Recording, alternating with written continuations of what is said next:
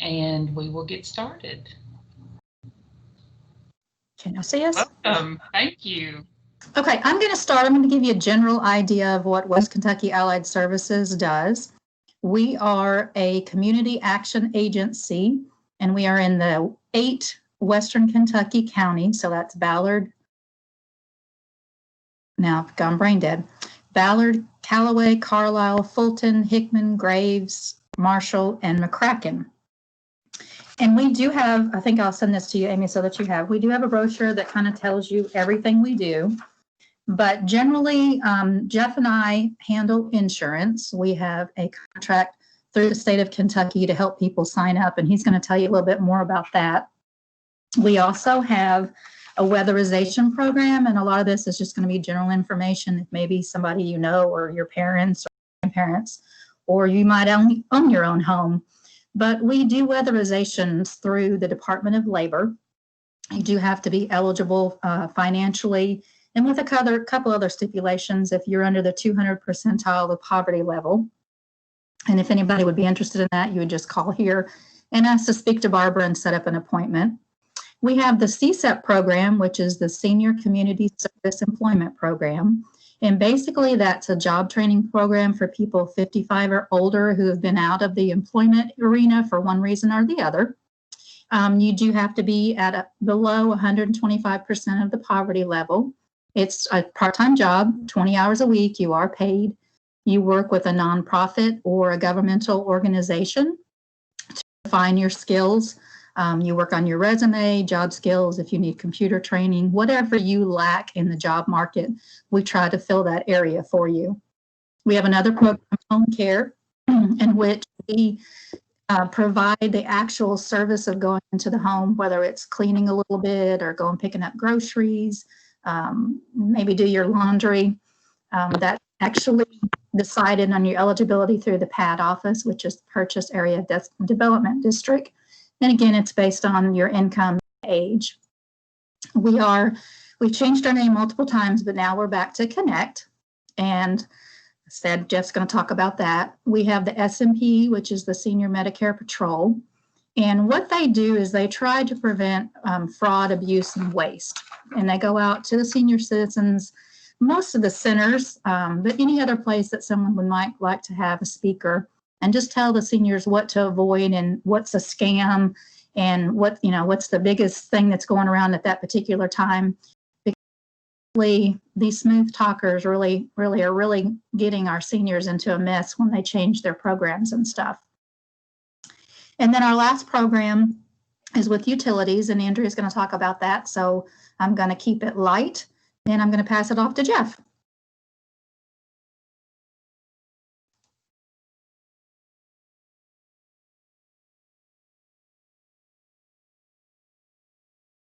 Mr. Lindsay, please unmute your mic.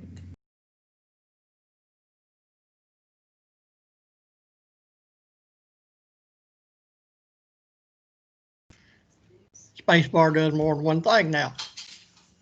Under the Medicaid program through the Connect, you have medical coverage available with a upper income limit of $339 a week for an individual, and it increases as the size of the household increases.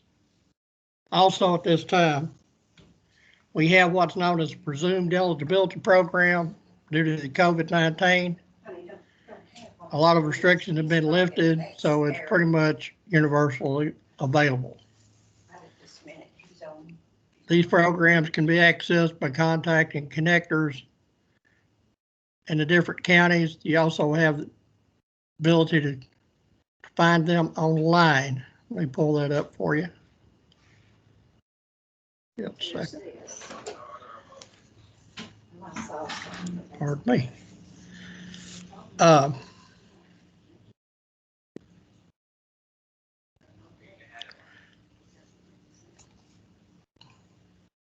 Excuse me, I misplaced something. Be right back.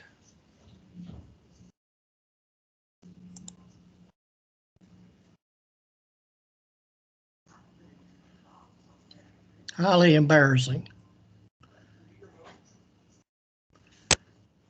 Hey, Jeff, while you're looking for that, I'm gonna see. Go ahead. Lee Story, were you able to get on?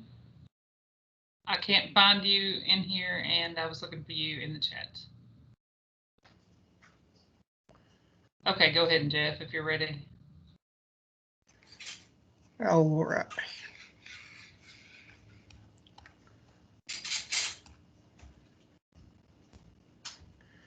Okay, Access Connect program, you can go to khb.gov, khb.ky.gov, click on the Assister tab, scroll to the bottom of the page, and select Assister Help is free.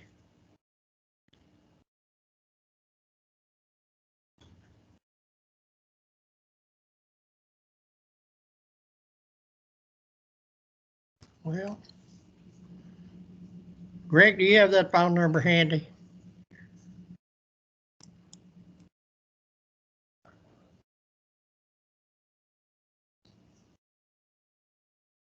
Because that was not what I thought it was. Jeff, you can send it to me later if you want, and I can send it out, or if Greg may have it. 855 Connect. Thank you, Greg. Yeah. And she didn't pull up where it was supposed to pull up.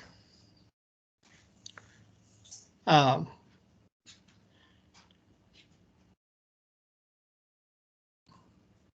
they're frozen up on that. We got the Medicaid program, presumptive eligibility Medicaid. We also have the marketplace program for those persons that are over the income guidelines for Medicaid.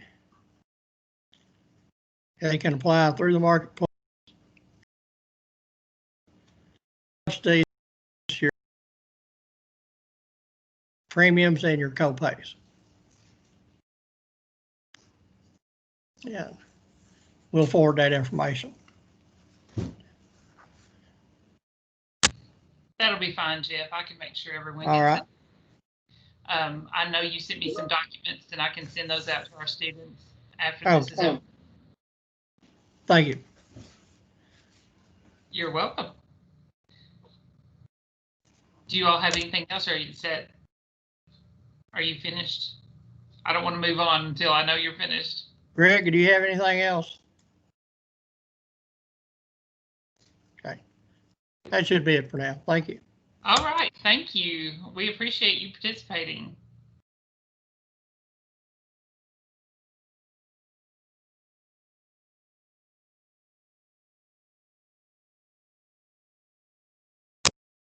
It seems we're having people get kicked out and come back on and all that. The wonderful world of virtual. So, okay. So our next presenter is Andrea Atkinson, and I'm hoping Andrea is still in here. Andrea, are you here? Yes, you are. Okay, I will turn it over to you. Andrea is from from West Kentucky Eyeglasses Services with the LIHEAP program. Hello. So at the West Kentucky Eyeglasses Services, what we do is we help with numerous things, but the program that we'll be discussing is like the LIHEAP program, which is your low income heating assistance program. It really reaches out to anybody that is 100 in that 150 percentile or under range, and it helps with a variety of things. Like what we'll do is we'll help with your heating bills. So you might have gas, you might have propane, you might have electric. We can help with that. We also have a couple of other programs that are helping with utilities, such as like past due water bills, past due electric. We do require some information from the clients, so that we can get these applications filled out. And right now with COVID going on, it kind of can seem like a chaotic process because nobody's inside, but we're still helping people, I promise. We actually will have appointments or walk-ins from 8 a.m. all the way up till 4 o'clock in the afternoon. And what we do is we do ask the client to have their bill present, a photo ID, your social security card for you, everyone in the house, You're like, say you come in November, we're gonna need the prior month's income. So say you come in November, we're gonna need October's income. You come in December, we'll need November's. And that's any type of income. It can be income that you worked or unearned income, like Social Security, disability, child support, K-TAP, anything. That's all acceptable. If you do not work, that's acceptable. We still can offer you help. And then, of course, like I said, the bill. And then what we do is we, process the application, and then we pledge over to that, electric company or gas company. Say you have Atmos, we pledge over that amount of money that we can help with.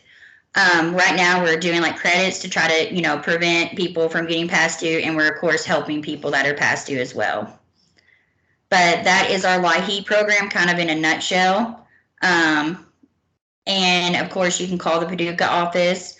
I've been accepting applications through my email, and I can give you all the information you would like, ma'am, so that y'all can have that, all the requirements, the email, and the phone number for us, so that if anybody needs us, we can be there for them. That would be wonderful. I would love to share that information with our students. So thank you so much. I appreciate you taking time to discuss the LIHEAP program, and I wish you much success this season. I know it's going to be a difficult one. Thank you for having me here. And it's no problem. I would definitely send you all the information. All right. Thank you. Thank you, guys. With that question, can you get help more than once? Yes, you can get help more than once. It's not like an annual thing. We have multiple programs that can help with utility bills. So even if you use that LIHEAP, we can always offer help with different programs. We always try to help as much as we can. So don't just think you can come over once and that's it. That's great. Thank you. Thank you, guys. Any more questions? No. All right. I don't see any more questions coming in right now. So thank you very much, Andrea. No problem. Y'all have a good day. You too.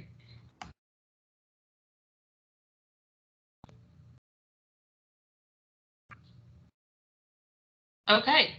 So next up, we have Gavin Posey. And Gavin Posey was the SGA president here at WKCTC a few years ago. And he has finished his degree at Murray State University and is now working for Family Service Society. And welcome, Gavin. Are you able to be on? I am. Can you hear me? Can you hear me? Yes, I can hear you. All right. I think my computer is just a little bit slow, but I appreciate the introduction, and it's nice to be sort of around some familiar faces this morning. And as Ms. Elmore mentioned, I've started a position with Family Service Society. So through AmeriCorps Vista, I get to help build capacity at the nonprofit. So whether it's working with volunteers or building the donor base here, or even just kind of building public awareness, through AmeriCorps Vista, I get to work in those aspects of the nonprofit. And even though I just graduated, I've picked up a little bit about what Family Service Society does and we offer to the Paducah and McCracken County community. A little bit of a background of Family Service Society. We are actually located in the old Captain D's building. So I like to joke about that every now and then. So if you've had family that's lived here for a while, if you said something about the old Captain D's building, they might know what you're talking about. And we're also the second oldest nonprofit in the city of Paducah. So the nonprofit was incorporated in 1927. And here pretty soon, we're looking at 100 years. So partnerships with the community and with members of Paducah and McCracken County is what's helped us get to over 90 years of services. So I'm happy to share that. And I'll go a little bit more into the 6 different services that are offered free of charge here at FSS. You might be most familiar with the food pantry and food assistance service here. So once a month, you can get a combination of food that we have that is either donated to us or purchased with funds that we raise. And if you're eligible through the government's guidelines, you can also get what's called TFAP food. And those are government commodities, and we kind of go off of their regulations and make sure that we keep up with the inventory and do certain eligibility guidelines for that. We also have a dental assistance program. Here lately, we've been getting quite a few calls for dentures or maybe like a tooth extraction or necessary dental services. I did want to share that there is a waiting list for that. So it might be a little bit if that's a service that you're needing. But that is also a service that makes our organization unique because there's not too many dental services offered by nonprofits around here. We also have a utility assistance program.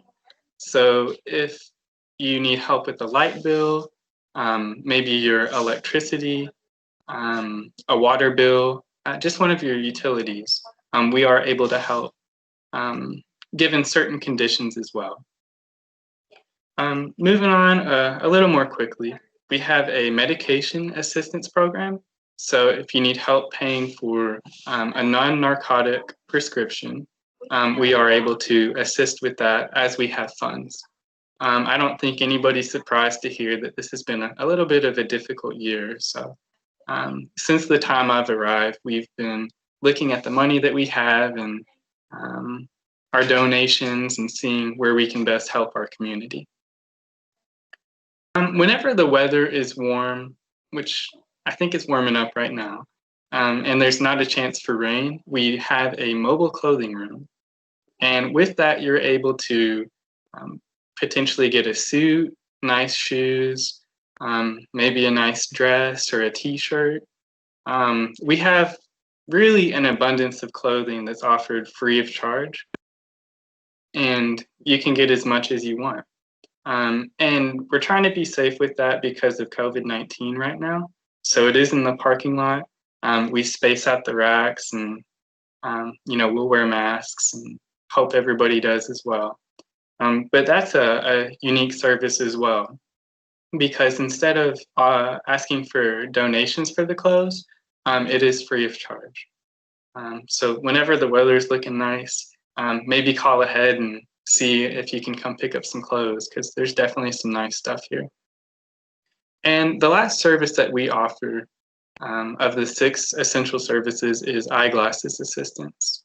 So if you have a prescription, if you get a prescription from the office and it says you need updated glasses or you need some new glasses, we are able to help with that.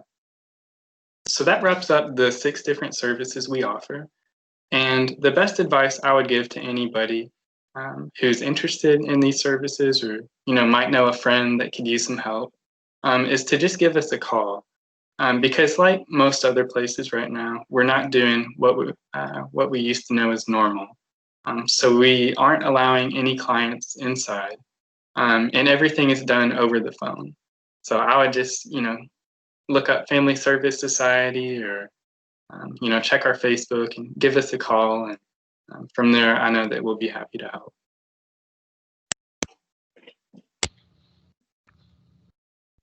Thank you, Gavin. That was a lot of good information.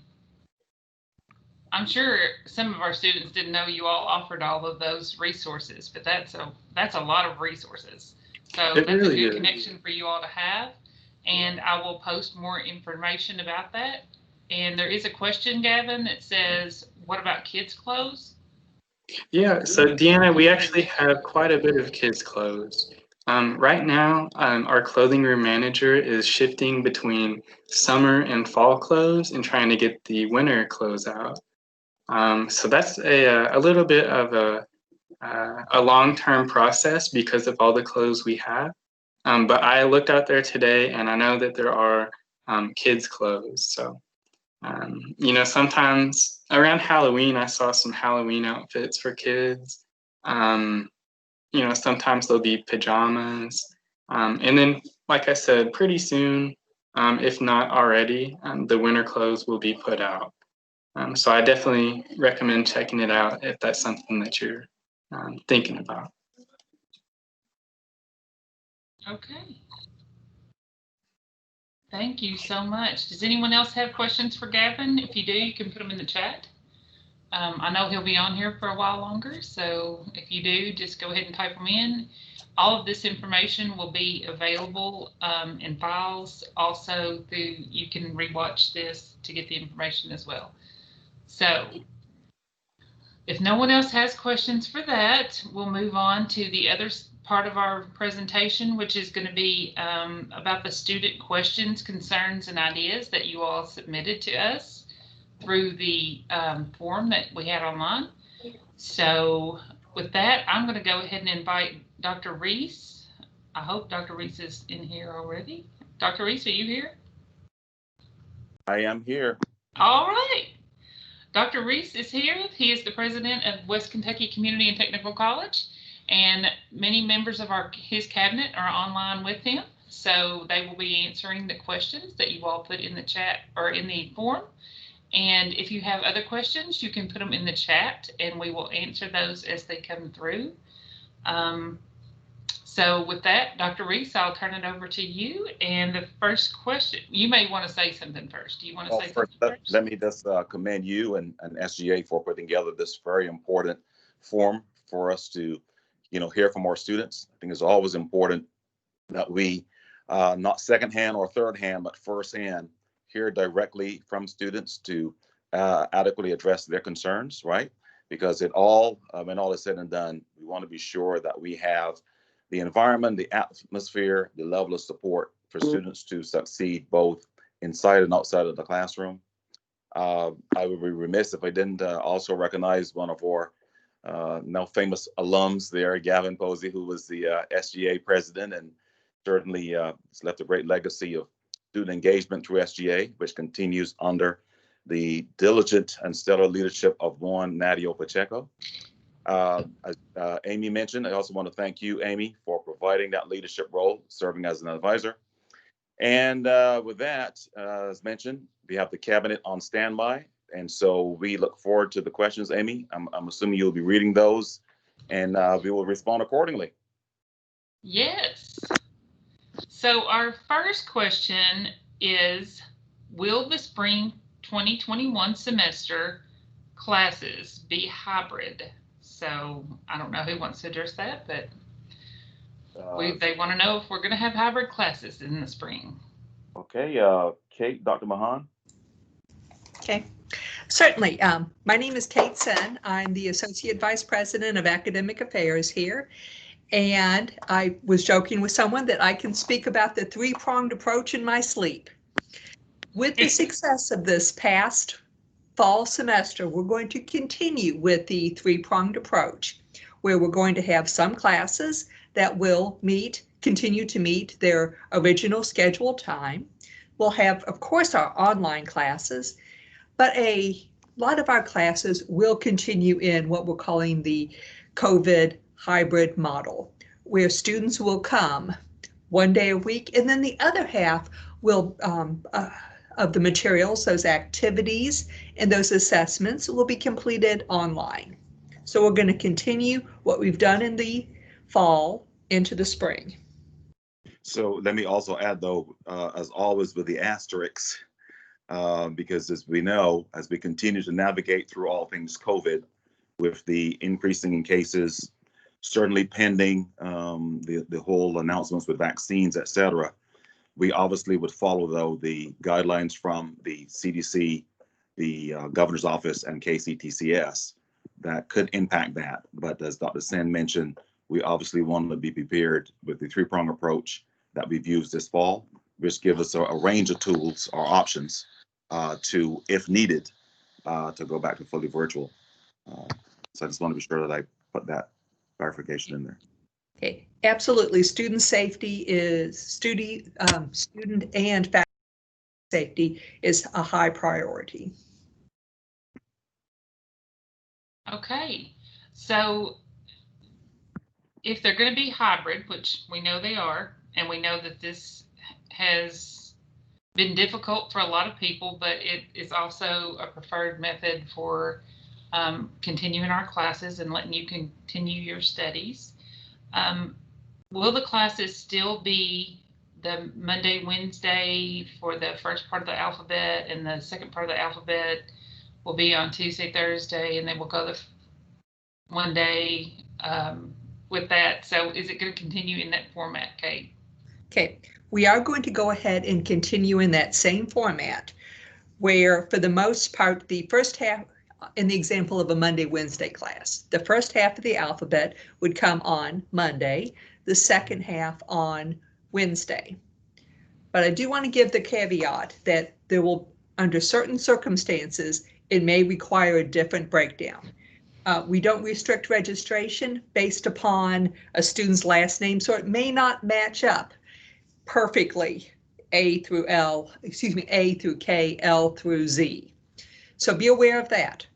Also, if you need to make an adjustment yourself due to transportation or other issues, I strongly encourage you to reach out to faculty about potentially making those adjustments. Faculty will be in touch with you in terms of any changes to that A through K, L through Z. Okay. And Dr. Sin, I do want to take this opportunity to congratulate you on your new moving from interim into your permanent role of Associate Vice President of Academic Affairs. You are very capable, and we are glad to have you. Thank you. I have really enjoyed my 12 years here at West Kentucky and have loved working with students. And I'm sure you'll have some more questions to answer. So thank you very much. Okay. Our third question is probably directed toward Bridget. Can card readers be placed on all drink machines on campus? And Bridget is our Vice President for Business Affairs and Human Resources. Well, good morning, everyone. So if any of you know Debbie Mowbray in the business office, Debbie is on this one. So she has reached out to Coke, is our vendor for all of our vending machines on campus. We're pretty sure that the last contract that we signed with Coke has at least one card reader vending machine in each location, but she is verifying that with them. And then we're also going to explore the possibility of what that might look like to have more than one, but we'll have to get back to you on that one. Okay. If you all have questions about that, you can put it in the chat. Thank you very much, Bridget. I appreciate that. Okay, our fourth question is, what is the status of going completely virtual now, I guess, and in the spring? So I don't know who wants to address that.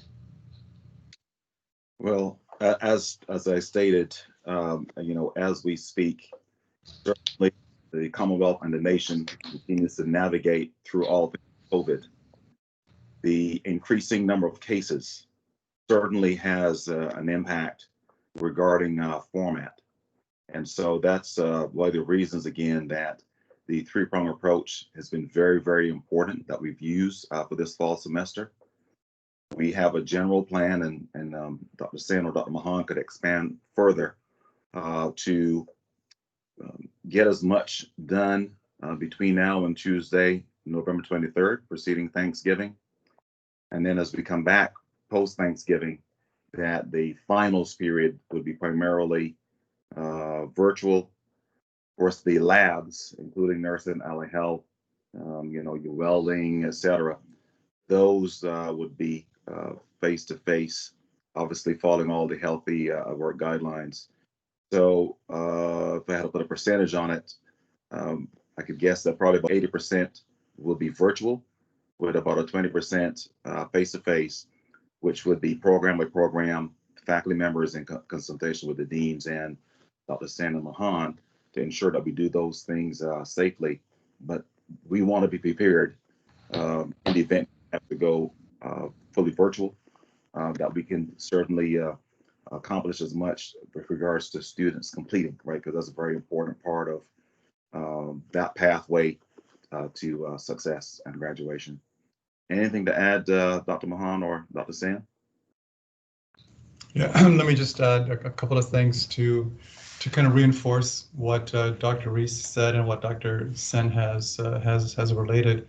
One is that this is the sort of scenario that we had the foresight to prepare for back in the summer. Our three-pronged approach was very much with the understanding that should the pandemic get worse, we would be in a good position to take those courses that could be made virtual to make those virtual. And then, as Dr. Reese mentioned, those labs, those areas in which you absolutely need to have face-to-face, those we need to look at individually. And so faculty are working together with their deans, with academic affairs, to make sure that we can get the proper safety protocols in place, or really it's just a continuation.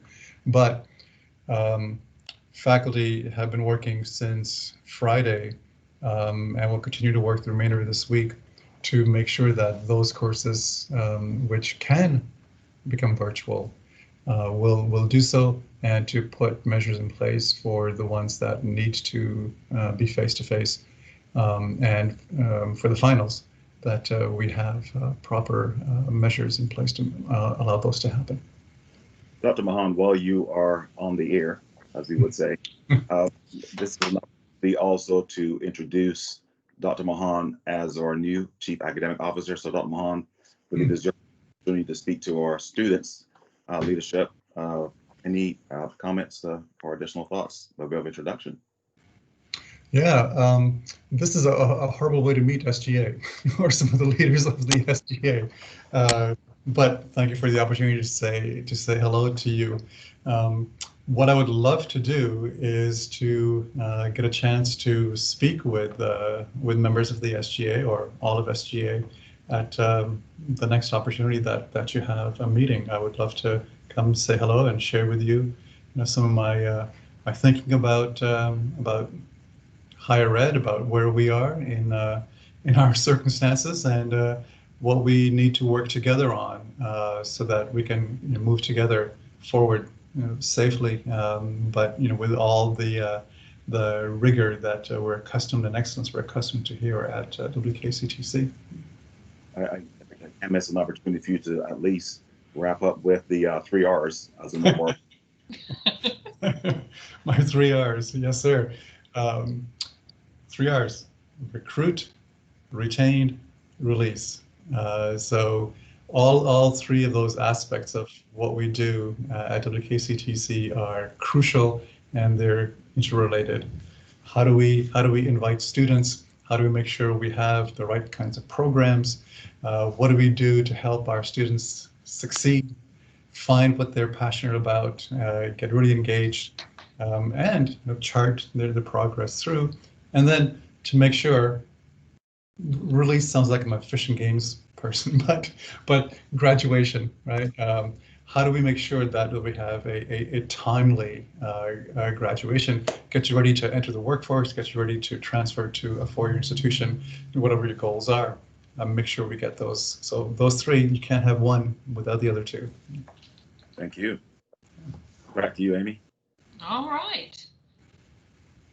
Dr. Meehan, while you're on here, there was a question in the chat that kind of goes along with what we were talking about.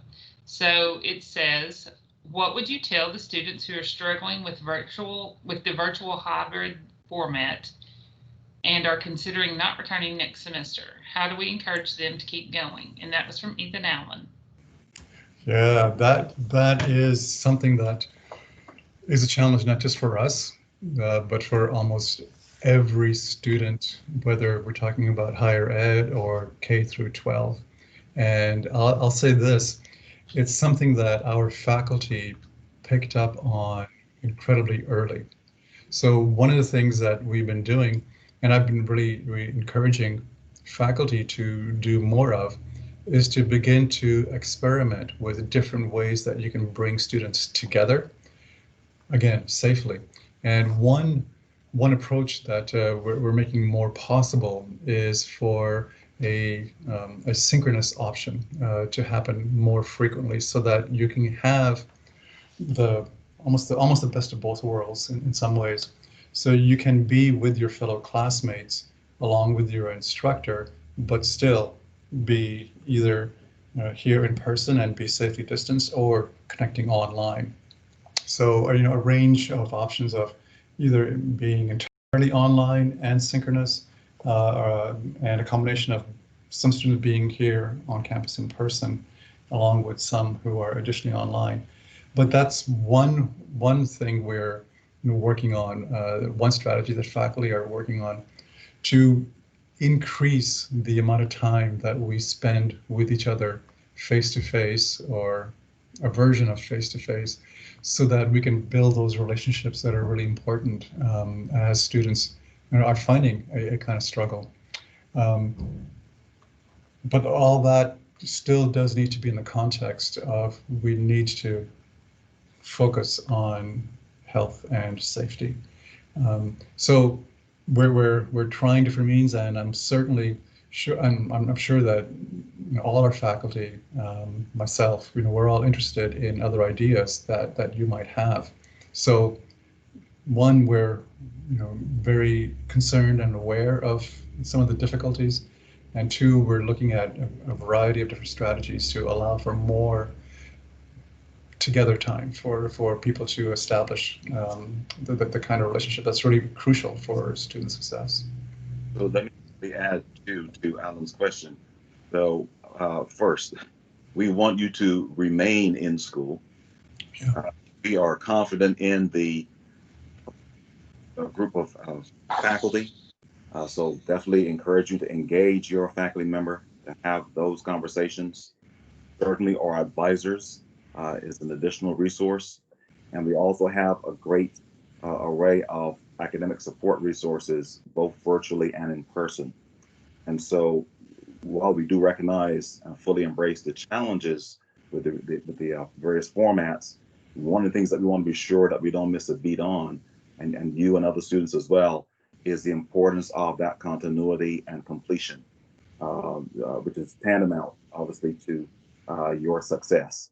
Because we know that engaged students, when all is said and done, all things being equal, perform better. And that is tying back into those 3 R's to successfully get you through, retain, and release. So don't hesitate to have that conversation or conversations with the different faculty members you have in those various formats, and then the additional support resources as well. Yeah, I'll say one of the things I've learned in my very short time here so far is the incredible care and concern that our faculty and staff do have for our students. So I would certainly echo that statement by Dr. Rees.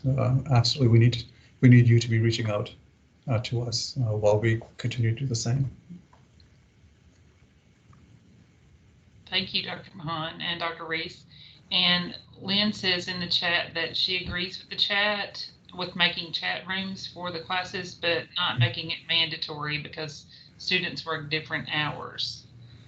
And you've already kind of covered questions 7 and 8, so we'll circle back to coronavirus in a minute. But question 7 was, what have been the challenges of shifting classroom formats? And will the spring semester include more tools for success? So I believe you've covered part of that, but is there anything you would like to add to that, or Dr. Sin would like to add to that? If you don't mind, I'll add one piece, and that is that the challenge has been felt by faculty as well. Something, if you haven't gathered this about your instructors, is that we really value that classroom time, right? And I say we, I've taught for years in a variety of formats, and all the way from huge intro classes to graduate seminars. And in every instance, right, being together and working together is what really excites you as a faculty member, as an instructor, to come to the classroom and to engage with our students. So faculty are feeling it as well. And I think we really need to kind of come together and understand how we can help each other as we go forward. Yes, I think that one thing that we have learned this past semester, and part of it came from a student survey, is the need to kind of help our students map out their semester. So in the coming semester, you're going to see more faculty members that are going to have a full list of what their course schedule, some of the different assignments. We also have heard from a number of students that sometimes they need just a little bit more help during that first week. So we're having additional student support times, jumpstart sessions, and able to help students kind of understand those first week and get that help to just kind of get over those initial pieces. I'm going to talk quite a bit about a lot of our wraparound services that are available in person and virtually. So we continue to learn and grow. I think you're getting a sense of why I'm excited that Dr. Sen is our AVP. Dr. Sen is great, so we're glad to have her. Thank you, Dr. Sen, Dr. Mahan, Dr. Reese. Absolutely. Okay, we'll circle back to the coronavirus in just a minute, but question 9 is, will instructors offer more virtual office hours? Since we're in the academic area, can somebody address that? Yeah, so office hours, whether virtual or face-to-face, one, we've stressed that we need to keep to current practice in terms of amount of availability, but given all the challenges that we started to notice that everybody was facing, we've been encouraging faculty to increase those availability times when they can.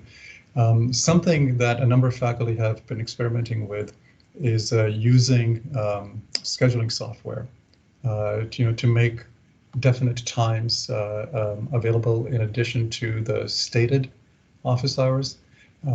So we're not moving in the direction of required extra office hours, whether virtual or face-to-face, but every faculty member is concerned about making sure that there's what our students need, we're making available. So something we want to also make sure about is that for office hours, both the faculty and the students have the technology that they need to make the virtual hours successful. Actually, Dr. Sen had worked with a number of people to kind of establish a little cheat sheet of what you needed to, of the technology that you needed to have to make sure that you could go ahead and have those virtual hours. So yes, we'll absolutely be encouraging greater use of the virtual format for those office hours. All right, thank you. And that kind of leads into question 12 is with the question being, how do students get a more timely response from their advisor or the advising center? So if Octavia would like to address that, that would be great. Sure.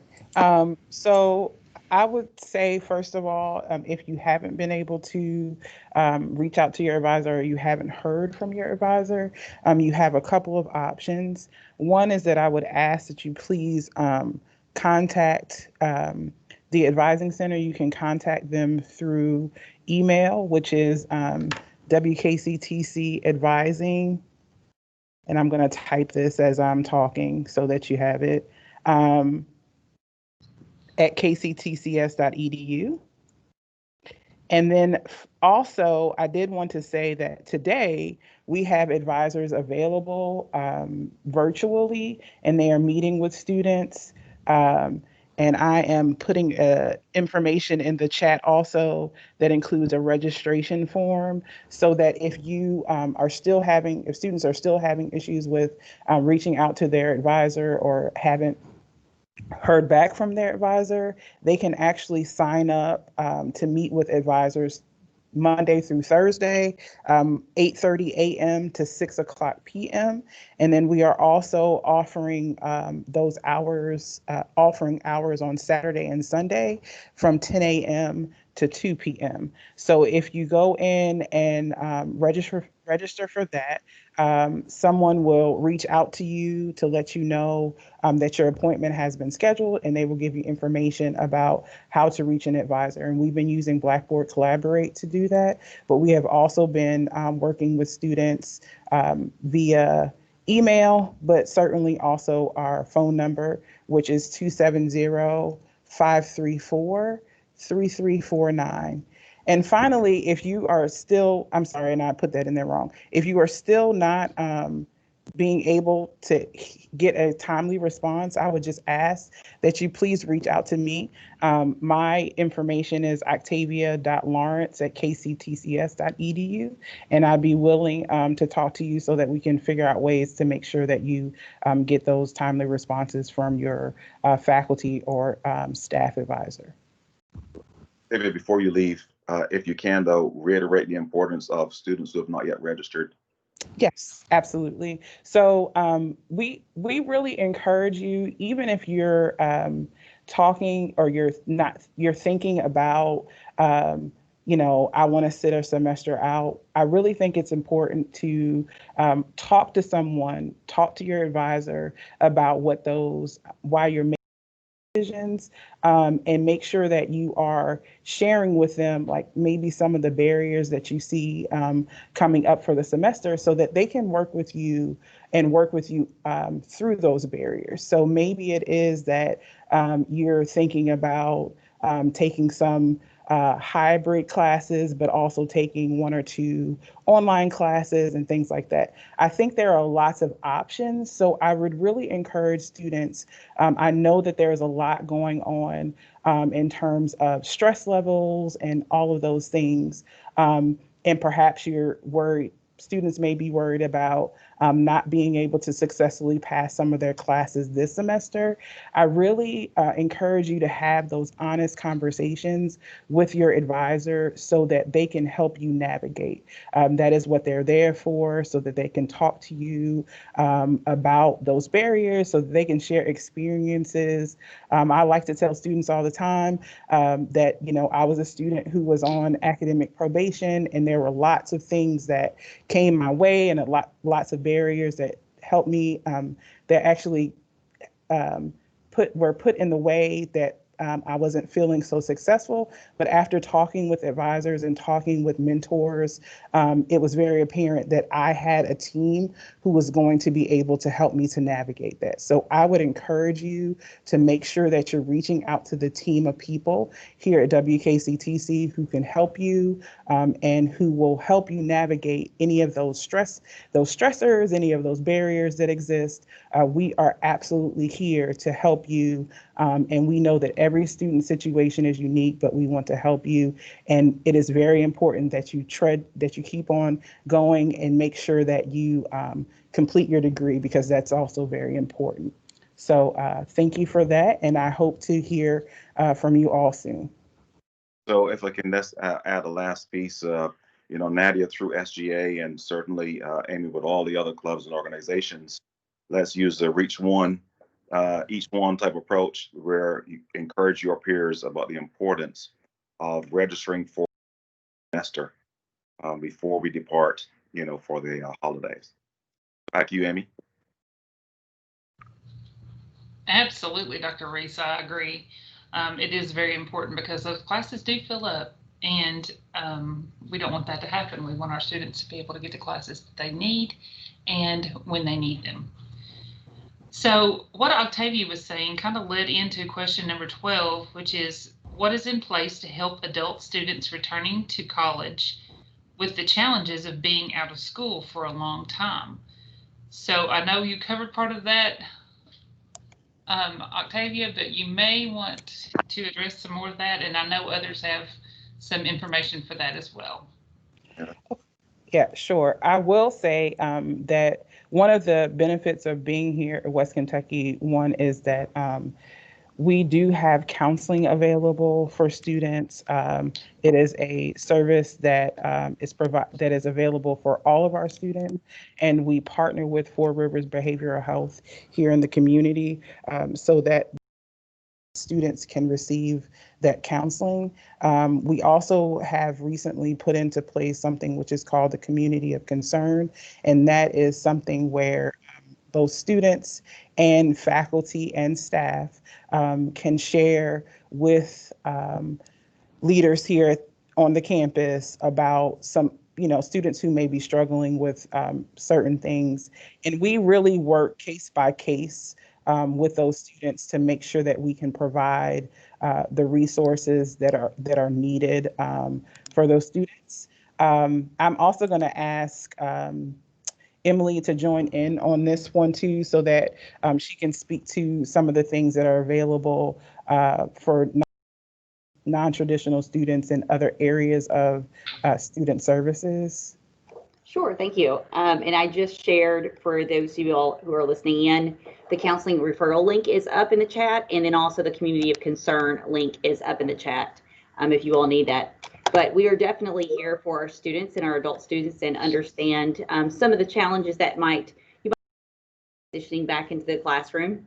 And in addition to, of course, speaking with your advisors, having those close relationships with your faculty and staff, we also have multiple services to help with wraparound. So tutoring, I am a big fan of encouraging students to use our tutoring resources. We are available even for extended hours right now virtually, and the tutoring sessions are working out beautifully virtually. They are, again, probably the best way to contact. I'll put in the chat, but Mason Tutor is our director of tutoring, and he will set up a time and date for you to leverage those services. Don't wait until you are feeling like you're drowning in your class to schedule those. The most successful students, even the students who make A's, will schedule tutoring sessions because it keeps them there. In addition to our online tutoring, we also have career services that are available for those of you all who are looking for employment. Maybe it's while you're going to school or after graduation. And I'll put that link up also. Marlo is our career services coordinator, and she's happy to help you with resume services. She's happy to help you find employment opportunities, be it full-time, part-time, those resources. We also have veteran services in our advising center. And you can use that same advising link to contact Amanda Scheidegger that can help you with some of those services there with some additional support. We have our Work Ready or Ready to Work program that is through Kiki, and I'll put those services there. Those with Kiki's program or the Ready to Work program, there are multiple avenues to help support and help remove those services if you qualify. So there are some specific things that you have to do as a student to qualify for that program, but it's an incredible program that can help you with reducing barriers with childcare. It could help you reduce barriers with transportation, and then also helps you with employment in addition to that. So we have multiple services. I'll make sure that those links are up in the chat, and feel free to reach out to our departments, but we're definitely here to help you, and we understand those struggles. So I hope those items did assist. I did want to add one more thing. We do have accessibility services available for students, and accessibility services is an opportunity for students to work with someone to help them with accommodations within the classroom. There is medical documentation that is required, but that oftentimes helps students as they are returning to school, just to be able to have the assistance that they need to be successful in the classroom. So those are that's another resource available. Also, did you all mention ready to work? Yes. Yes. Okay, I was probably looking at the questions in between. Yeah, and I I'll just put want the to make link sure up. that ready to work was mentioned in this so that students know that that's an option. Yeah.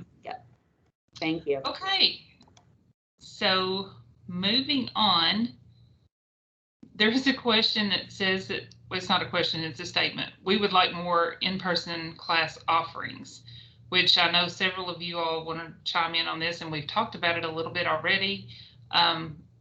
But anybody feel free to address that. Okay, I'd be glad to talk about it. We definitely hear you. There is that strong desire to have in-person classes, but with physical distancing, we're finding that the COVID hybrid is the best way to kind of have that balance of both worlds. As circumstances will allow, we're going to have, as Dr. Mahan talked about, potentially smaller groups with that physical distancing. I'm going to have classes meet in that hybrid format, but also want to point out that classes, some of our classes are going to continue to meet their scheduled amount of hours. So in light of COVID-19, we hear what you would like and we're trying our best, but also want to keep you safe. Thank you, Dr. Sin. Okay, so we're going to circle back up here to the coronavirus update. Bridget, are you still on?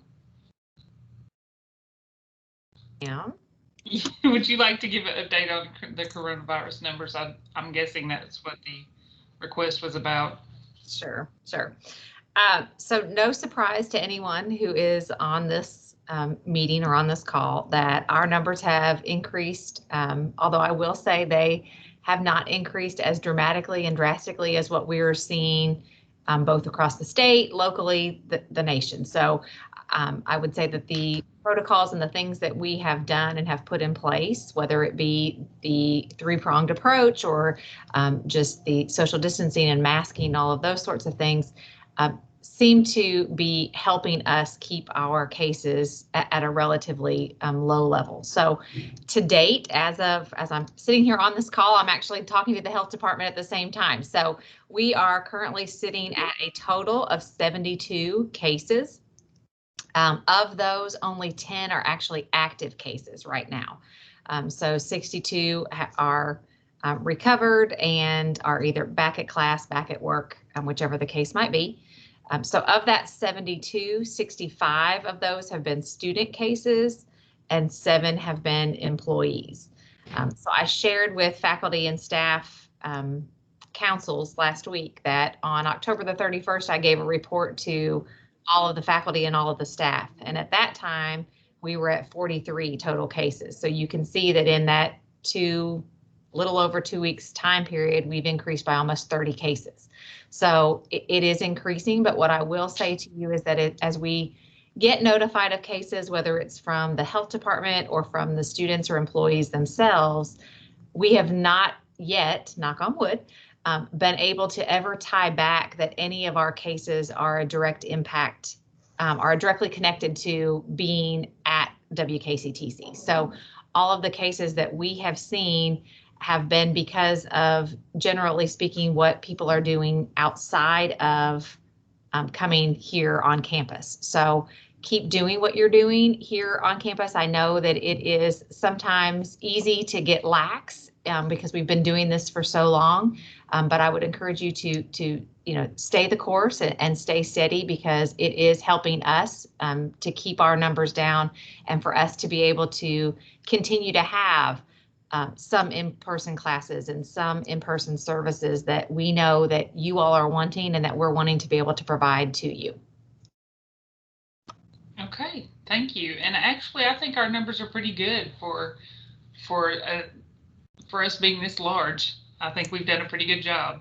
Yeah, and it's that way, Amy, across the system, honestly, across all of KCTCS, the numbers that all 16 of our colleges are seeing are not representative of what you're hearing, in the national news or the state and local news. So kudos to everyone for doing what needs to be done. Let me also add that the recent email I sent out regarding COVID fatigue, that we don't want to let our guard down and thus continue to build on those big three: wearing masks, social distancing, and washing our hands, is just really going to be key, getting us to and through the rest of the fall and certainly into the spring semester. Absolutely, and I think our students have done a really good job with wearing their masks. I've been very proud of them. Okay, so that kind of leads into what is the attendance policy due to COVID? So Dr. Sen or Dr. Mahan, would you all like to address that?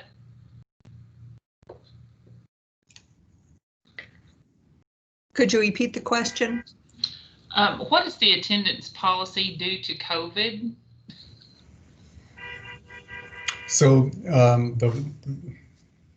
the broad sense is that really it's going to remain the same as it was for the fall, in that, again, we're foregrounding health and safety.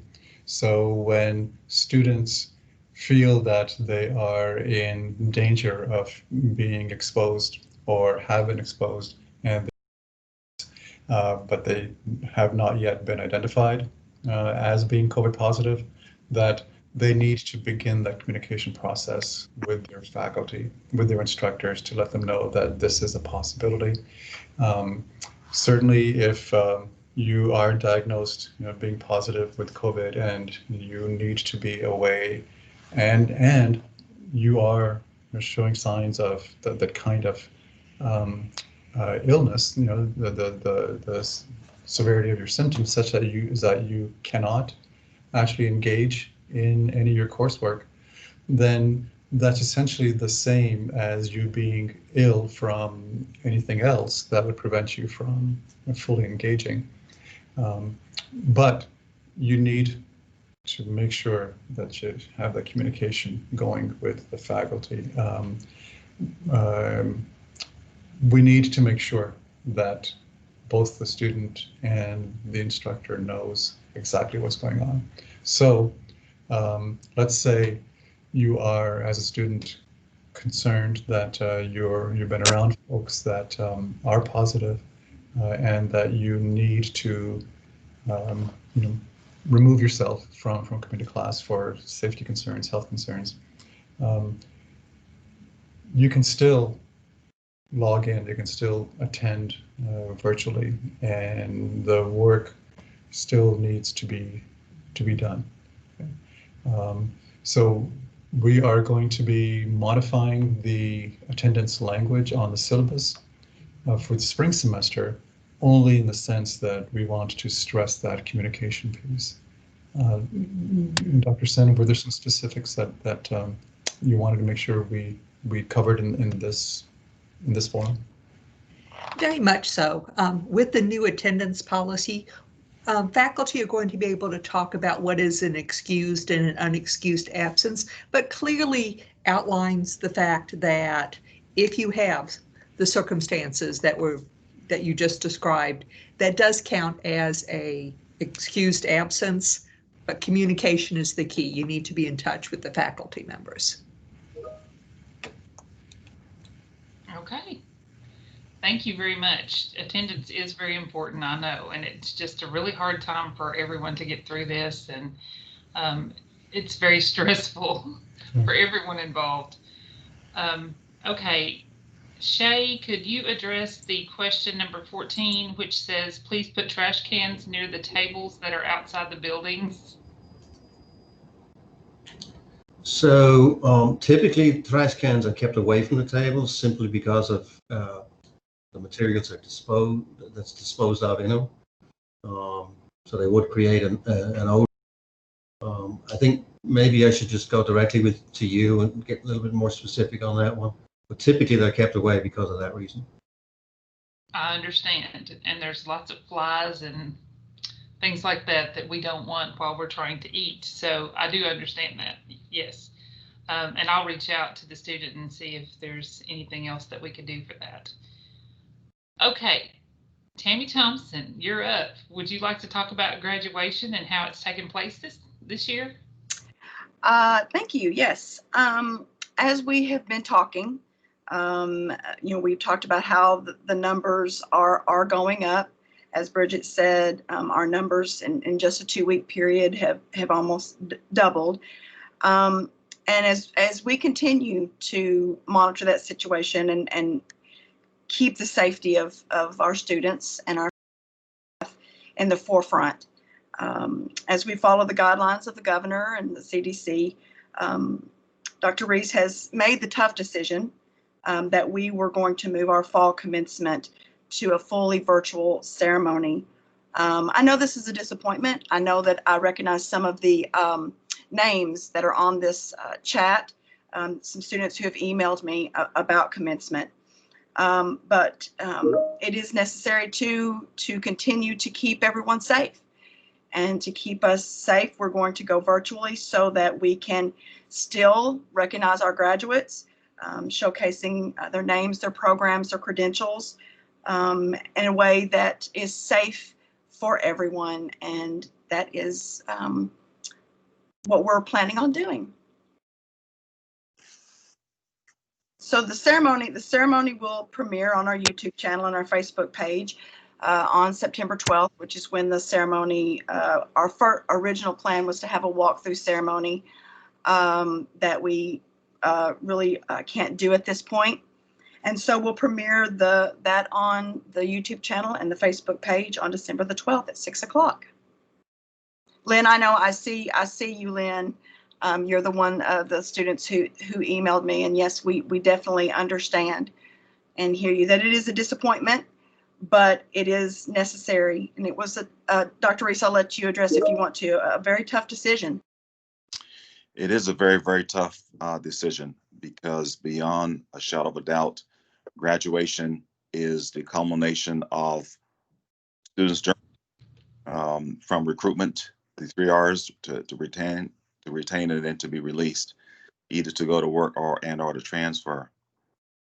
The single most important thing as president that must be kept to the forefront ultimately is safety and the escalation. And if you continue to monitor and listen to the governor's press conferences, not only what's happening at the Commonwealth, but certainly nationally, including border states, we are just in this precarious situation where safety is going to have to continue to be paramount. It's the best way to recognize this important event, and at the same time, in a way that keeps you and your loved ones safe. The last thing we want to do would be to create basically an atmosphere to, just exacerbate those sort of conditions. So the virtual is the tough choice that we made, and we'll be able to plan accordingly, and you and your loved ones will be able to see the event virtually. We have several comments, Dr. Reese, several from Lynn, and I know that, and we concur and agree that we are very sorry that we can't hold it a walkthrough commencement. We wanted to, and as Dr. Reese said, it's just very important that we keep everyone as safe as possible. No cap and gown. I am going to be contacting the bookstore to see if there's some way. Some of you have mentioned that you wanted to get cap and gowns no matter what. I will be contacting the bookstore, and we'll be emailing all of the fall graduates all the information that I have and ways that we might be able to do that. Whether it is, are we doing a virtual with our pictures? Lynn, one thing that we're going to ask is that the graduates who want to submit a photo, I will be sending when I send the email, it'll have the email address to send those photos. For the virtual ceremony, that those that submit the photos, we will be adding the photographs in to the virtual presentation. So that is an option for students to do. So that's, again, it will be showcasing the name, the program, your highest credential you earned, and anyone who would want to submit a photograph to be added to the virtual presentation. That was a little light at the end of the tunnel. Yes, Lynn, we do want to see your faces, and we do want to celebrate in the best way that we can, in the safest way that we can. And we would love to see your faces. And again, you know, once, you know, we post that ceremony on December the 12th, please, if you have your cap and gown, or whether you have it or not, please send a photograph in your cap and gown on the Facebook page and the YouTube channel. We want to see you in your cap and gowns if you already have those, or if you're going to get those. We want to see you. So if there are any more questions, I'll be glad to answer those. I think that's covered it. Lynn, I'm so sorry that we can't have an in-person graduation. I really am sorry, because we wanted to do it too. We so enjoy seeing our students succeed and walk through that line and get their degree. It's a big joy for us too. So Dr. Reese, did you have something to add to that? I mean, let me acknowledge again the disappointment from the students. No ifs, ands, or doubts about it.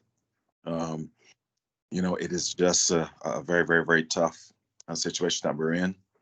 You know, but also add that one of the things that we are also monitoring is how our four-year partners are also addressing this sort of issue. And you will notice, again, that the national trend is trying to wrap up as many things prior to Thanksgiving. And in the broader narrative, you've also seen some conversations from Dr. Anthony Fauci around the very, very complex discussion about even family members having Thanksgiving. So this really, to me, underscores the significance that the clear goal is to minimize interactions, in-person interactions. And so we're just, you know, aligning with what's happening right here, obviously on our campus, certainly throughout our Commonwealth and our sister colleges, that is just the national best practice and safest way to accomplish both recognizing students, but at the same time, you know, adhering to all of the safety concerns. So, you know, again, we recognize it, we acknowledge it, but it is the best decision. Yes. Lynn did ask if there's a due date for pictures to be submitted, and what is for the certificate program, what GPA for special credentials? Lynn, I do know that the due date for the pictures, I'll be sending out the email tomorrow, will be November 30th. I know that's the due date for the pictures that we're going to go with. As far as the GPA for special credentials, I'm not sure exactly what that would entail or what that means, but it would be our registrar, Jess Puffenbarger, who would probably be able to give you that information. So President's Honor. Okay, based on the program, that again would be whether or not you would qualify for that would be from the registrar's office, or I can look that up. I think I have the list as well. Lynn, I'll get with you privately and see what we need to do for that. Okay. Thank you very much, Tammy. I know you put in a whole lot of work on graduation, and you had already put in much of the work that was going to happen for December, and I'm sorry that we can't do it the way that you had planned. Well, I am sorry for the students and their families. Me too. Yes. Me too. Makes me really sad. Okay, so I forgot to talk about the campus covered on my part earlier. I was kind of waiting for Starfish to send me some information about the Christmas program, so I'm going to go ahead and share that with you. Ashley wasn't able to get back on. She was on, but she got kicked off. So she sent me an email. It says, if any student is a single parent or has taken legal custody of a child other than their own and is struggling to provide Christmas gifts, Starfish may be able to help. Call Ashley at 270-748-6970, and I will put that information in the chat. Also, they are looking for student volunteers. They need help with many things down there, but if you need an internship, for social work or in nonprofit areas, they are taking applications for those. So if you're transferring into social work or into maybe the youth and nonprofit leadership at Murray State, they will be needing interns for those positions. Okay, and the campus cupboard is here in the Niebuhr building, which is right across from me. Anyway, the campus cupboard has been open for almost 2 years. It'll be 2 years in February. And we serve our students that are currently enrolled. That's the only qualification you have to have, is to be currently enrolled. And we will provide you with supplemental groceries and personal hygiene needs, and try to help you with other resources as we can. We also have a no contact format for pickup. So when you come to pick up your supplies, you will not have to have any contact with us. We get those ready, we roll them out to you, you roll the cart back in. It is a no contact pickup. You will fill out a Google form to let us know that you're interested and that you need supplies. We set up a time for you to pick up your supplies based on what times you put on your form. If you all have any questions about that, you can get in touch with me, Amy Elmore, and if anyone has any other questions, you can put them in the chat. If not, I want to tell you that our students, this is for you. For more information about the resources from today's meeting and to be entered in a drawing to win a Thanksgiving meal basket or a $25 gift card, you need to complete the Student Speak resource survey that I'm about to put in the chat. And if you need it emailed to you, you don't get it out the chat. If you need it emailed to you, you can let me know. The winners will be notified by email, and I will leave this up for a couple of days because I know we had some students that were not able to watch this while we were doing it live, but they are going to watch the recording. So I will leave that up for, let's say, I'll take it down Thursday. I'll give our students until Thursday to be able to watch the video. And does anyone else have anything? Oh, I skipped 11. Number 11. Now, we talked about that one.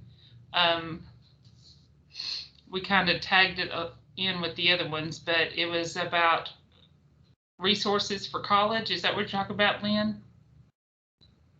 That's when Octavia and Emily were speaking, and they were telling us about all the resources that are available, the tutoring center and different things like that. Yes.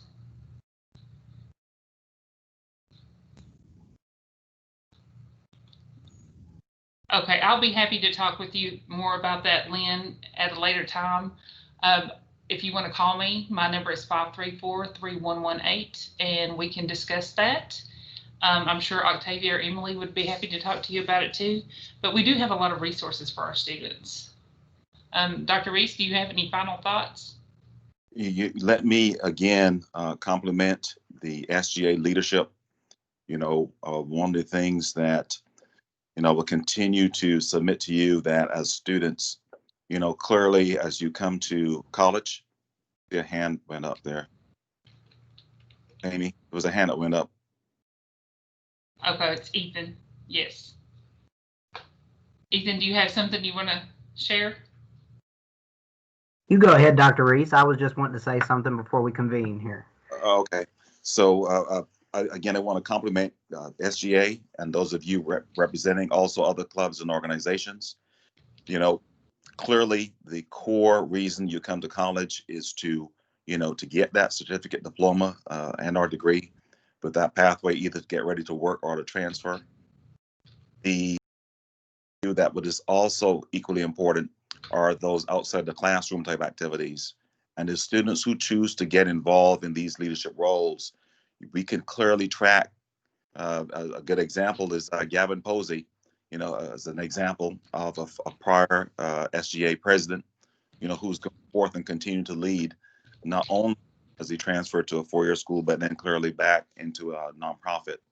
So I want to compliment you about the importance of serving in leadership roles with your peers.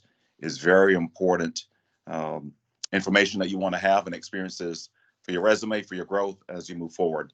Because those who have the ability to lead, to participate within teams, and give back are additional qualities along with the credentials. So just want to compliment all of you for doing it. I want you all to finish up strong. Be sure that I'll be having my annual tips coming out heading into finals. So, be prepared again to do what you do and stay engaged will be my closing thoughts, and certainly thanking the members of the cabinet and leadership from the college campus who've engaged in this conversation to share those resources with you. All right, Ethan, do you want to finish up for us? Yes. For those of you who don't know, my name is Ethan Allen. I do a few things. I represent our students to the Kentucky CPE. I am a student ambassador on campus, and I'm a tutor. But above all, I am a student still. And I had this idea to kind of bring us all together, and make sure that students know that staff and faculty are here for them, and we're really trying to make things better for them, because there obviously is no playbook to what we're going through. We are truly trying to figure it out as we go along.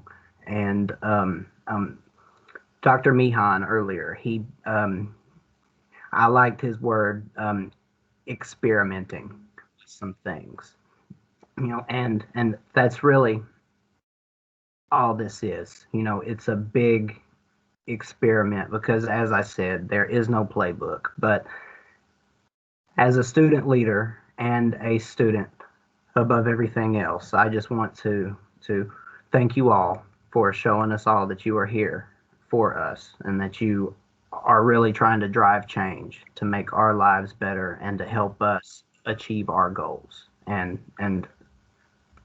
it's turned out great, and I cannot thank you enough. So thank you so much. Ethan, I don't know if you've seen it, but over in the chat, there's all kinds of thank yous in there for you. And I appreciate you too so much. You do a wonderful job, and you're such a great student leader on campus. Well, thank you so much. I try my hardest. Thank you. I do want to let everyone know that these resources are available for all our students, whether you're on campus or at one of our extended campuses. Some of the resources that we discussed earlier in the session are eligibility-based resources, but we want you to know that all of our tutoring and all of those resources that we mentioned are offered for all of our students, not just the ones on the main campus. Emily or Renee, anyone have anything else you want to add, or we're about out of time? No, I think you just hit the nail on the head, Amy. It's just making sure that if you are at PSAT or Skillcraft or Purchase Training Center or even Marine Way, we are here to serve you. The nice thing about COVID is it has made us a little bit more savvy technology-wise, and we can reach you at your time and really be able to meet you where you're at, where you don't have to actually physically come to us. We can do a lot of virtual sessions. So we're here for you. So just reach out. I put my email in the chat. If you all want to reach me directly, I can help you point you to the right resources also. And Amy, your information is there too. But thank you all so much. It's been a pleasure, and I sincerely appreciate our students. I want to thank our cabinet too for taking all of this time out of your schedule today to answer questions and be here in case there were other questions. I really appreciate it. I know your time is stretched thin, and so is our students. I understand that too. So if we don't have any further thoughts, I'm going to go ahead and hang up. That just seems so weird. But I appreciate everyone participating today, and the link to the resource survey is in the chat. All right. Thank you. Thank you very much. Bye. Bye.